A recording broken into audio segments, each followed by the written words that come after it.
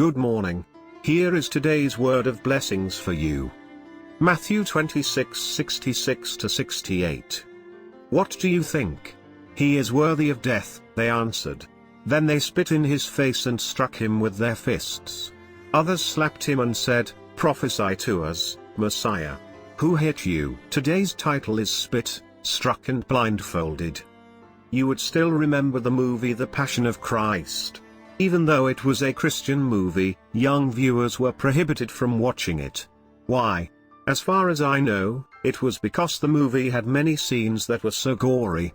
In fact, when I watched the movie, I felt so uncomfortable. I wondered if this movie was realistically picturing the biblical truth. I read the Bible again.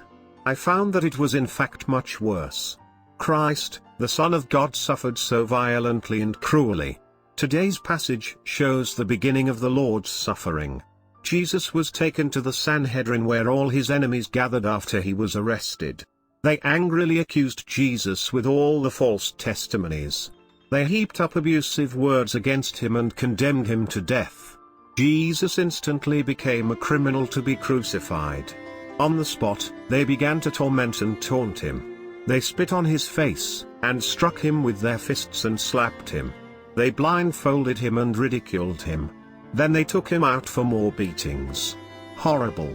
How could this be? How could they spit on the glorious face of the Son of God? How could they strike the gracious Lord with fists? His glorious divinity was brutally violated.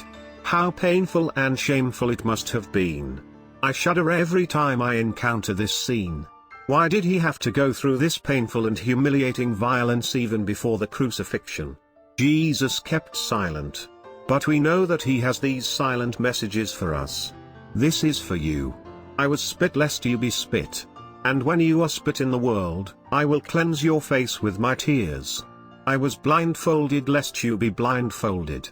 I was struck lest you be struck. And when someone struck you with their fists, I will heal your bruises with my scars. I believe that was the quiet message of this passage. Have you ever been brutally violated by the sinful world and people as Jesus was? Jesus knows your pain. He will restore and revive your dignity with his cross, for he was spit, struck and blindfolded, and was crucified for us. Amen.